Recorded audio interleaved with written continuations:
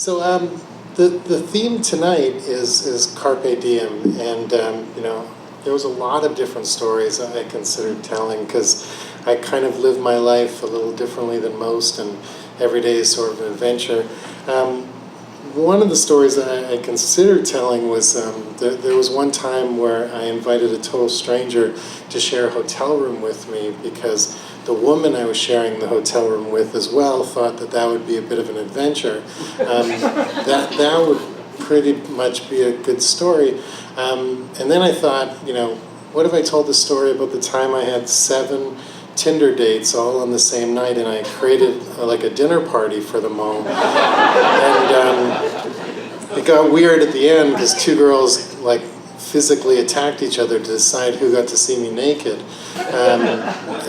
But I actually decided I'm going to tell the story I was going to tell during the big idea thing, and that story is how I got my current job.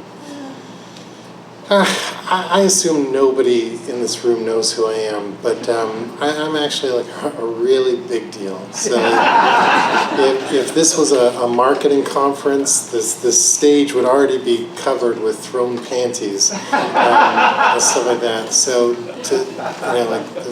it's nice, it's refreshing to be in a room where people just aren't bothering me and stuff like that. So you're asking yourself, who am I? Why am I a big deal? If you guys have ever driven in a Zip car, you can thank me for that. I was the person who launched Zip Car in Canada. If you've ever sent an invoice from a company called FreshBooks, I was employee number 9 at FreshBooks. I took them from 240,000 users to over 4.5 million users. Any joke you might have found interesting in any of their newsletters or emails, chances are I spat them out at you guys and stuff like that. I've tried to add a little humanity to companies like Rogers. I've been around.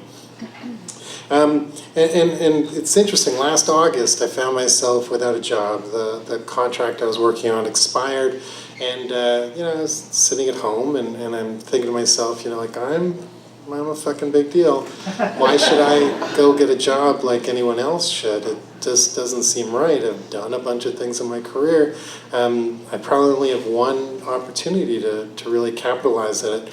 So instead of applying for jobs, I threw up a really, really sloppy website, and I made companies apply to me for me to work for them. It was called the Win Saul campaign. It was hashtag Win Saul.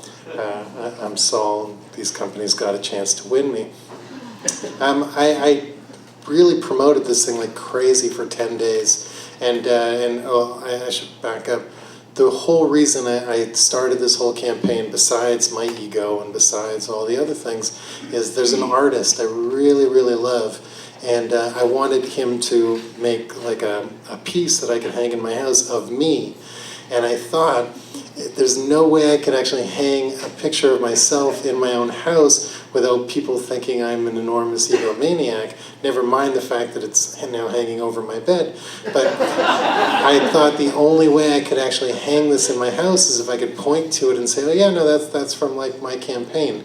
So the whole idea came from, how can I put a piece of art in my house and not have people ridicule me? So I put up this crazy website, and I promoted it like crazy for 10 days, and a couple really interesting things happened. The first, or the most interesting thing that happened, was companies actually applied to work to have me work for them. And I thought it was just going to be a goof, and I thought, I would do this crazy thing, and then I would just build to the myth, and the next time I speak at a conference, there would be like 50 pairs of panties, and the panties would get smaller because, depending on how big of a deal you are, they sometimes end up big or small. It's the whole thing. You guys you'll get it later. But I actually had 40 companies, or 40 people that applied to have me work for them. And, about out of the 40, 10 were like a joke, people playing pranks. 5 were offers of sexual favors. And, I've told people, like, blowjobs and handjobs are jobs. They just weren't the job I was looking for at the time.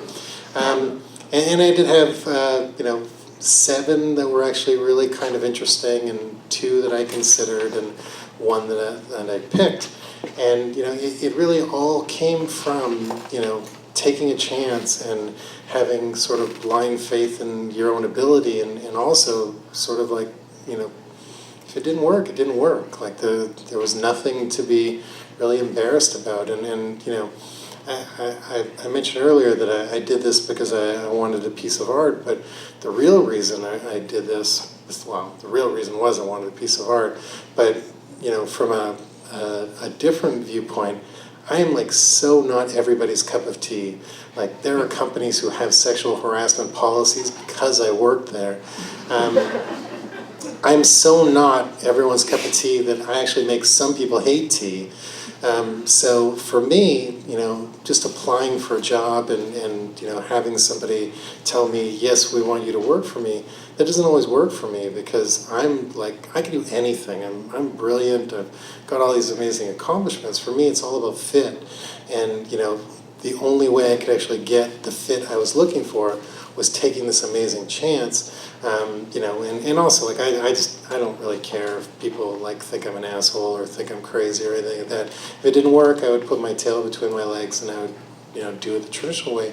But by taking the chance I did and doing the things, I not only got a really decent job, I now run non-traditional marketing for an amazing company called Hubba, but I also landed a TV development deal to create a reality show around the type of marketing that I do. So not only did I take a chance, I got a job, so I actually got the goal I was looking for, but I also have this really cool side project that I'm working on that could lead to something even more interesting. So when I think of Carpe Diem, I really don't think of it as seize the day. I think of it as kind of you have nothing to lose.